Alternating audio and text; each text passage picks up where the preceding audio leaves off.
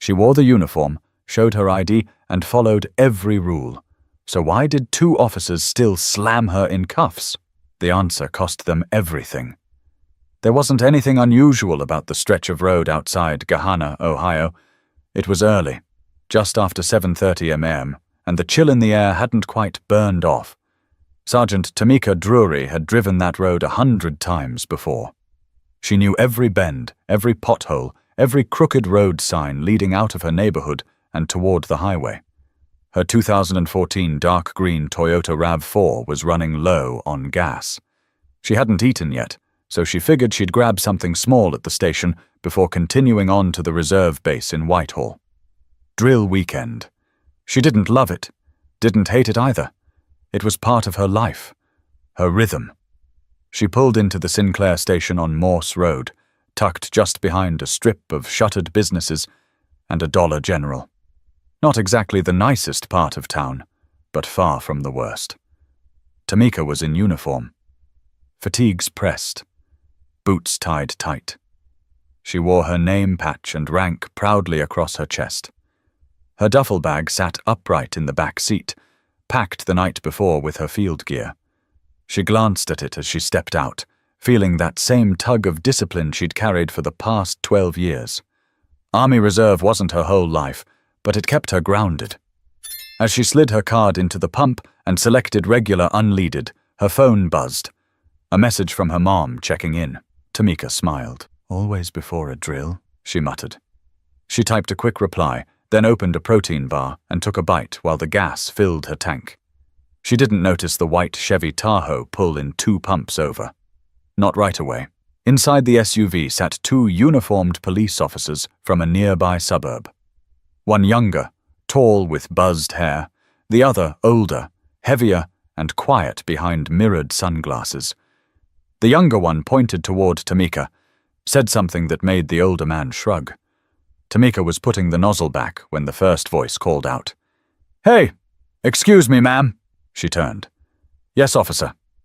"You mind stepping away from the vehicle?" She blinked, confused. Is something wrong?" "Can you do it now?" he snapped.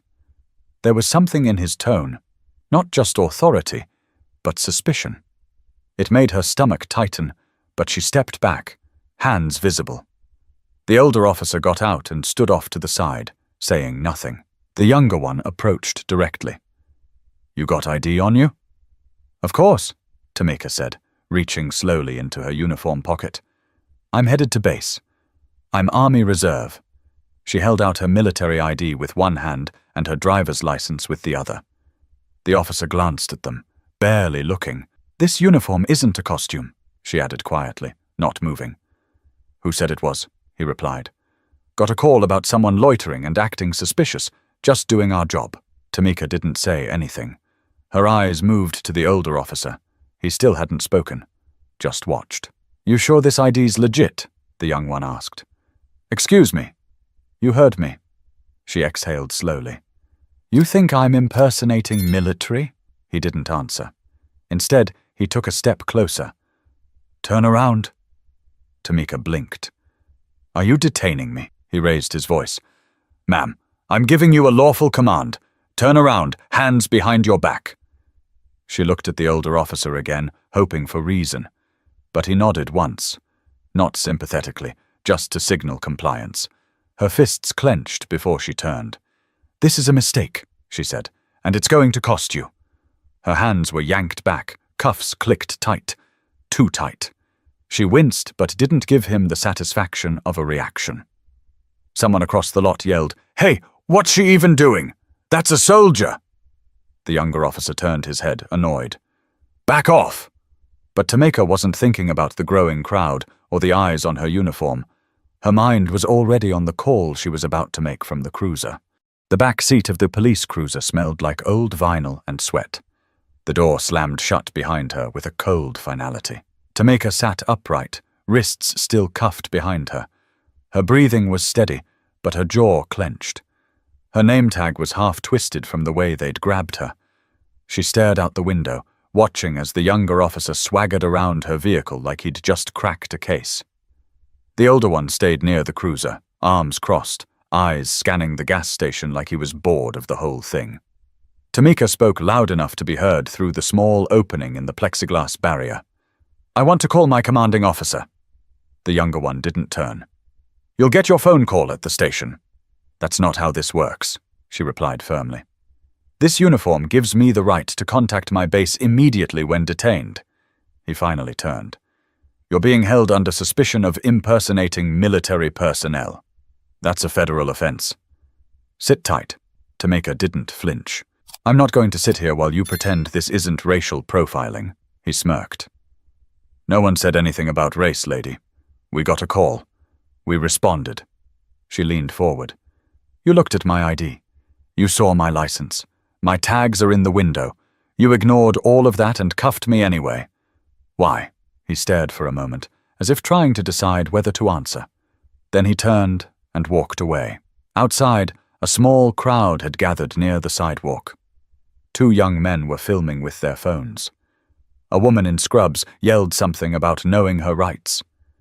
The air buzzed with tension, the kind you could feel in your teeth. The older officer got into the driver's seat, glanced at her in the mirror. "You should have just kept quiet." Tamika looked him dead in the eye. "You should have just done your job right." She turned slightly, as much as the cuffs allowed. "Can I use my phone or not?" He hesitated. Then he muttered, "Make it quick."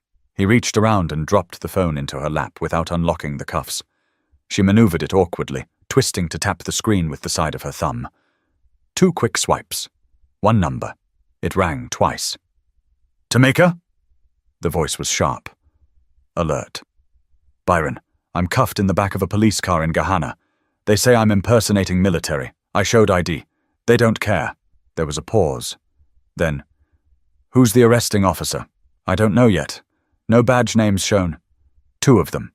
White SUV. Sinclair Station off Morse.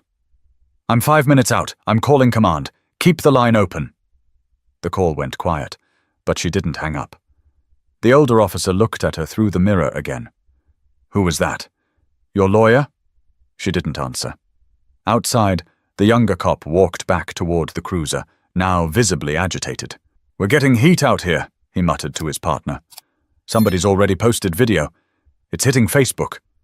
"I said 5 minutes." Byron's voice came again. "You hear me?" "I hear you." The younger cop leaned into the window. "Who's Byron? Your boyfriend?" Tamika raised an eyebrow. "Try Colonel Byron Keene, 3rd Battalion Logistics. You're about to learn his name real well." That hit differently. The cop's jaw moved slightly. He stepped back, uncertain now. The energy was changing. More people were recording. A car honked as it passed. The woman in scrubs yelled again, this time at the cops. "She's military, idiots!" But the officers didn't move fast enough, and Tamika knew the clock was ticking on whether this ended quietly or publicly. Colonel Byron Keene hadn't slept much the night before. That morning, he'd been at his desk early, halfway through his first cup of black coffee, when his goddaughter's call came through. He recognized the tone in her voice immediately, not fear, not panic, but control. Controlled anger. Controlled humiliation.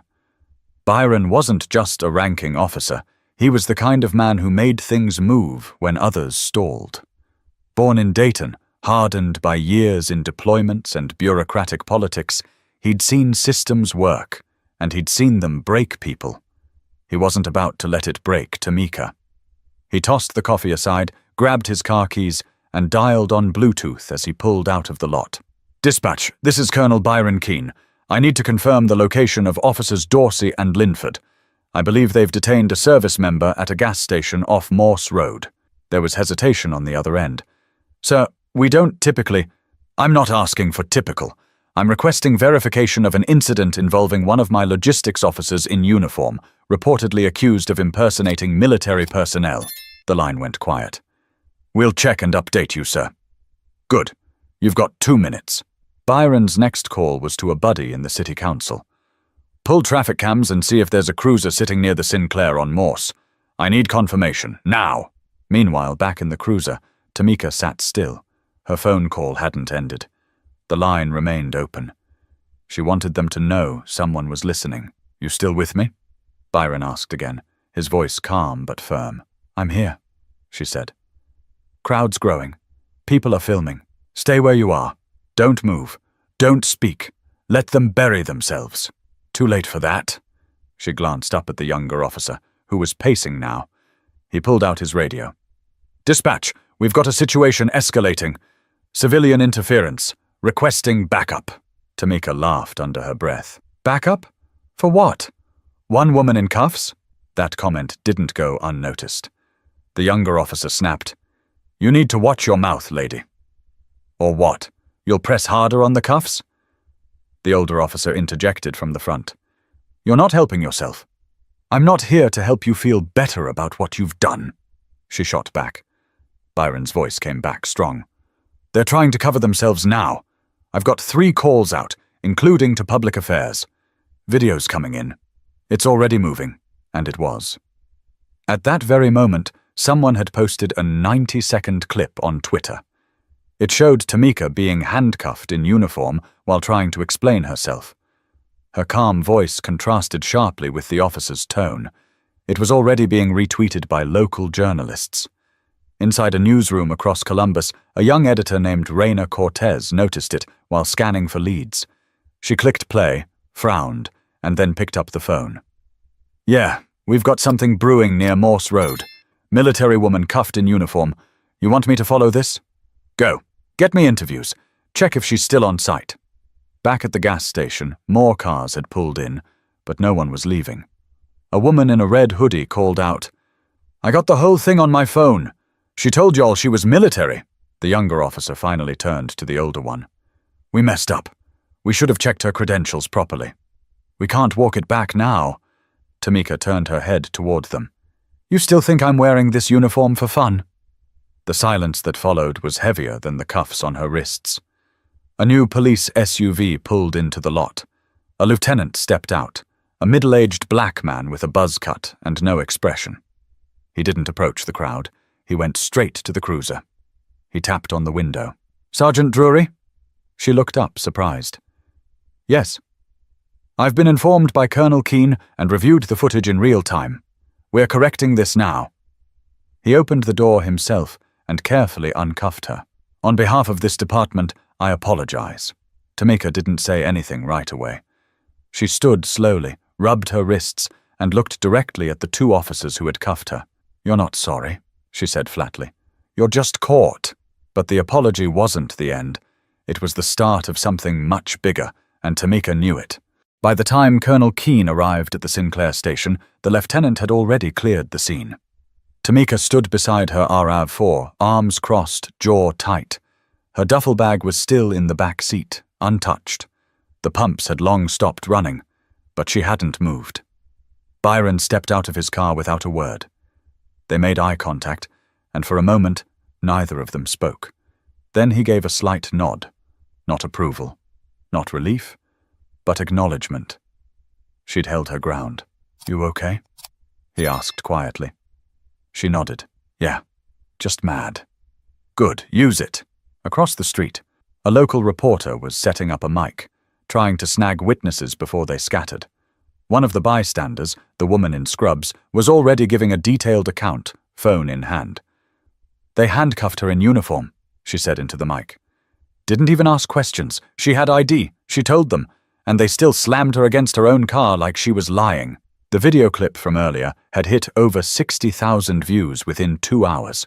By noon, it was at 180,000, and the comments weren't subtle. How does this still happen?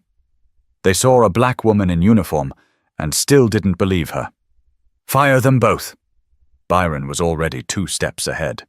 He had emailed the city's Office of Police Oversight, attaching both the civilian footage and the bodycam videos acquired through back channels. He CC'd the base commander, the city attorney, and the local military liaison officer. The footage didn't lie. It showed Tamika calmly stating her name, providing credentials, asking if she was being detained. The younger officer barely glanced at her ID before turning her around. No warning, no confirmation.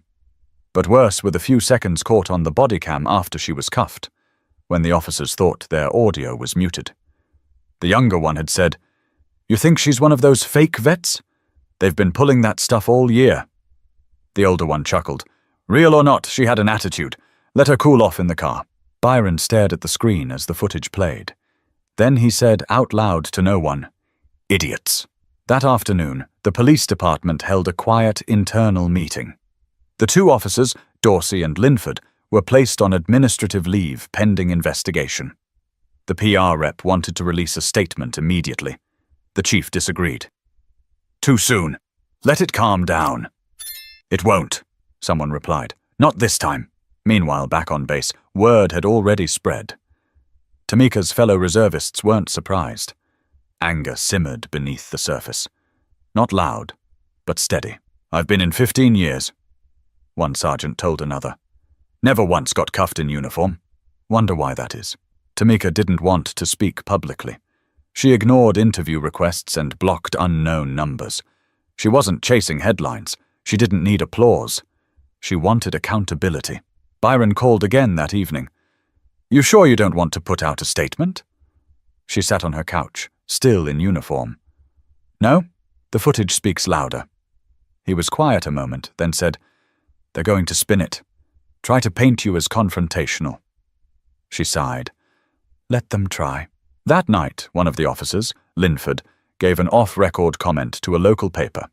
He claimed the incident had been blown out of proportion and said Tamika escalated the situation by refusing basic commands. By the next morning, it backfired. More footage came out, longer angles, better audio. A retired Air Force major even commented on a live segment. "If that woman had been white, they wouldn't have gone near those cuffs." The department's silence only made things worse. But behind the scenes, decisions were being made, and they would change the course of both officers' careers in ways neither of them saw coming.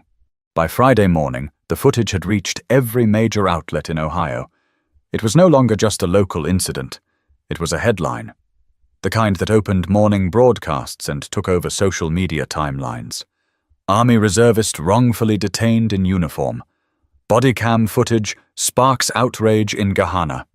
Woman in camo cuffed at pump.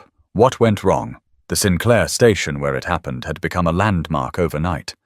News vans lined the street. Reporters asked passers-by if they'd seen anything, if they'd heard of her, if they thought the officers had gone too far. Inside a bakery down the block, people argued over coffee. "She showed ID. That should have ended it." Cops get calls like that all the time. Maybe they were just being cautious. You can't caution someone into the back of a cruiser with cuffs, not in uniform. At her home, Tamika stayed quiet. The phones hadn't stopped ringing. Some calls were from reporters, some from strangers offering support, and a few ugly ones telling her she should have complied or accusing her of pulling the race card. She let most of them go to voicemail, but she read every message from fellow service members.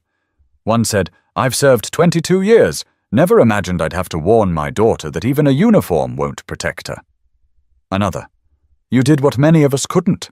You stood up while sitting still." That one stayed with her. Meanwhile, the department scrambled. The mayor called an emergency press briefing. He stood stiffly beside the police chief and mumbled through a prepared statement.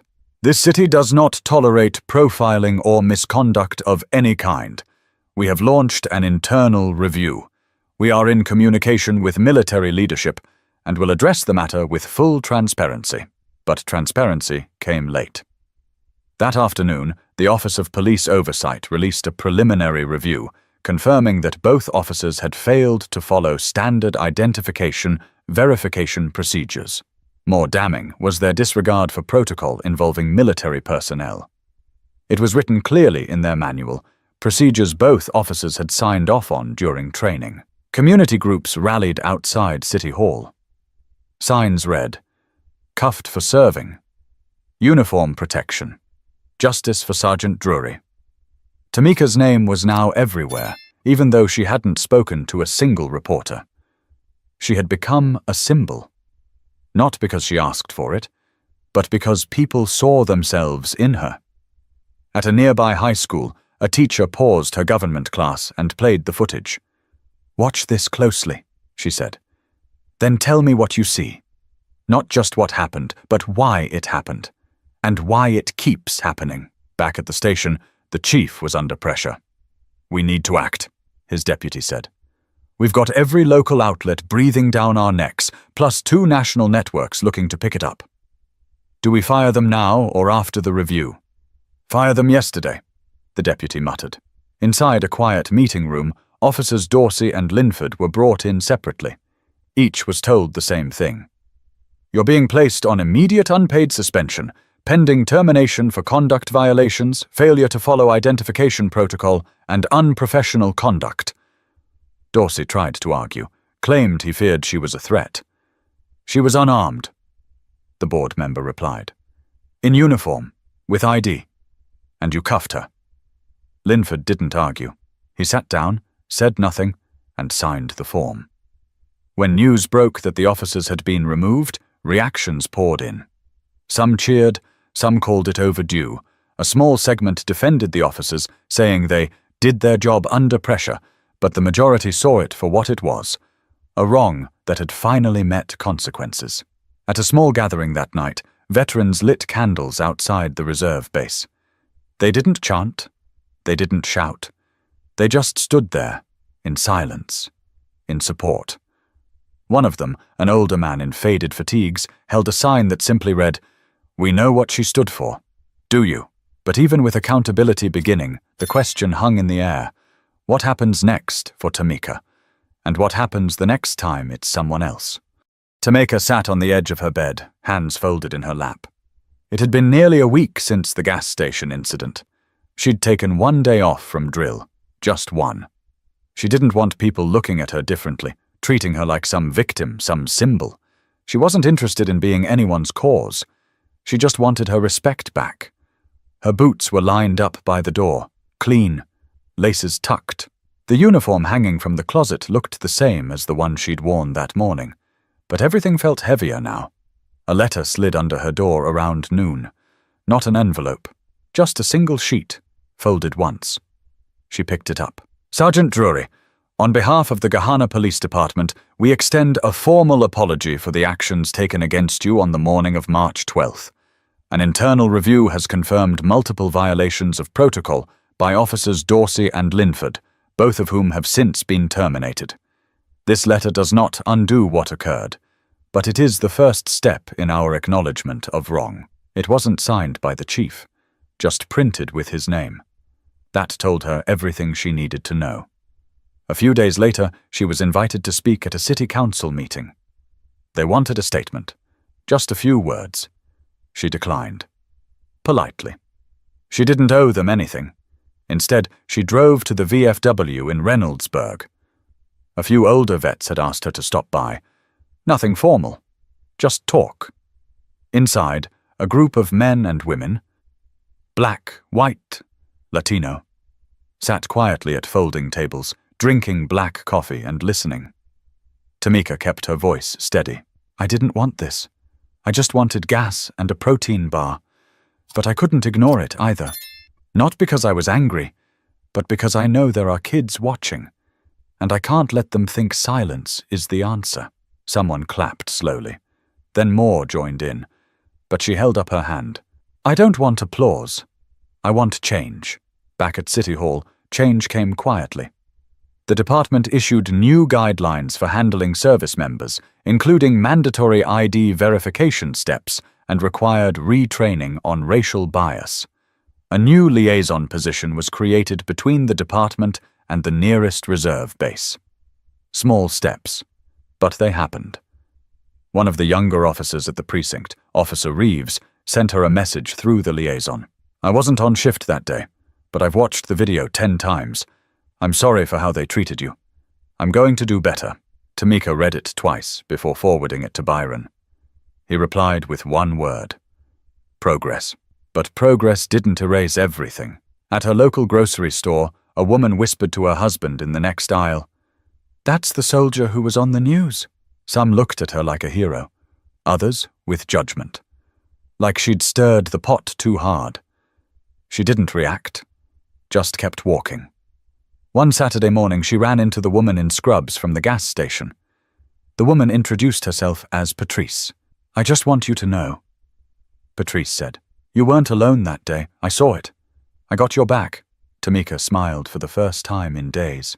Thanks. That matters. Byron visited the following week. They sat on the porch, eating barbecue and watching the sun dip behind the trees. You did good, he said, biting into a rib. I didn't do anything special, she replied. Exactly. He nodded. That's what makes it powerful. She looked out at the street, quiet and still, and finally let herself breathe. But even with justice served, the weight of it all hadn't lifted completely. Because Tamika knew this wasn't about her alone. It never had been. It didn't end with the apology, or the firings, or the headlines. Those things came and went. But the conversation stayed, in quiet circles, in family kitchens, in training rooms where officers sat through new videos and listened to new instructors telling them what they should have known all along. For Tamika, life picked back up. Drill weekends, work, errands. The usual, but something had shifted. People treated her differently. Some with a little more caution, others with open admiration. A few with thinly disguised resentment. She didn't spend time sorting them out. What mattered most came in the form of a single envelope that arrived 2 weeks later, no return address. Inside was a letter from a young woman named Darla Reynolds, a 19-year-old who had just enlisted in the Army Reserve and had seen the video online. I didn't think I could do this, Darla wrote. I've always worried about how I'd be seen, if people would question me, if they'd think I didn't belong. But I saw you, calm, proud, strong, and I knew I could do it too. Thank you for wearing that uniform and not backing down. Tamika held the letter for a long time. She'd never set out to inspire anyone. She just didn't want to be humiliated without reason. But maybe that's what real strength looks like. Not a big speech or a protest, but standing firm when someone's trying to erase you with a single gesture. Her story wasn't one of violence or shouting matches. It was about silence being broken in the right moment, by the right voice. That one phone call, calm, precise and made under pressure, had changed everything. Colonel Keane, always blunt, summed it up best when they met again for lunch. You didn't panic, you didn't yell, you let them expose themselves. That's why they lost. Tamika nodded. Yeah, but they'll try it with someone else. Somewhere else. Probably, he said, setting down his fork. But the difference now is people are watching. He was right. The gas station had new cameras. The police department now required extra training before officers could return to active patrol. Community liaisons were meeting monthly with local military reps to talk through issues before they became news stories. And Tamika? She stayed quiet publicly, but never silent privately. She wrote letters to other service members who reached out. She spoke at small veteran events. She answered every message from young recruits asking how to carry themselves under pressure. But she also made time for herself. She got back to running. She went on road trips again. She visited her godmother in Cincinnati and cooked gumbo for a group of kids who'd never tasted it before. Because surviving a moment like that doesn't mean you live in it forever. You heal, you grow, you move forward. And sometimes you hold the system accountable, not by raising your voice, but by refusing to be dismissed. For every person who said, "That's just how things are," Tamika's story quietly replied, "They don't have to be. Not if you know who to call, not if you stand your ground, not if you remember who you are, with or without the uniform. If this story moved you, if it reminded you of the importance of being seen, respected, and heard, don't keep it to yourself. Share it, speak about it, and most importantly, subscribe for more stories that matter. Stories that remind us what quiet courage really looks like.